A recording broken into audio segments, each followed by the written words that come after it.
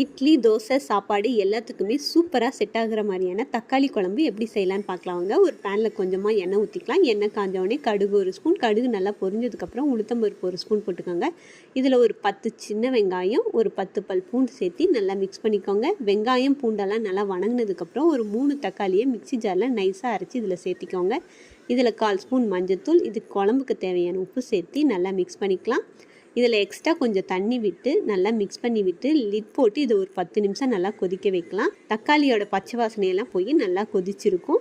இப்போ இதில் நம்ம 2 ஸ்பூன் சாம்பார் தூள் சேர்த்திக்கலாம். இப்போ இதில் நான் 1/2 மூடி தேங்காவை மிக்ஸி ஜாரில் நைஸாக அரைச்சி வச்சுருக்கேன். இப்போ அதையும் சேர்த்து நல்லா மிக்ஸ் பண்ணிக்கோங்க. கொஞ்சமாக எக்ஸ்ட்ரா தண்ணி விட்டு நல்லா மிக்ஸ் பண்ணி விட்டு லிட் போட்டு ஒரு 10 நிமிஷம் கொதிக்க விட்டு இருக்குனீங்கன்னா சூப்பரான தக்காளி குழம்பு ரெடி. இந்த குழம்பு காலையில் டிஃபனுக்கு செஞ்சுட்டா போதுங்க, மதியம் சாப்பாட்டுக்கு வச்சுக்கலாம். இல்லைங்க சாப்பாட்டுக்கெலாம் இருக்காது, ஏன்னா டிஃபனுக்கே இது காலி ஆகிடுமே, அவ்வளோ சூப்பராக இருக்கும். இந்த குழம்பு நீங்கள் ட்ரை பண்ணி பார்த்துட்டு எனக்கு கமெண்ட் பண்ணுங்கள். அதுக்கு முன்னாடி சப்ஸ்கிரைப் பண்ணுங்கள்.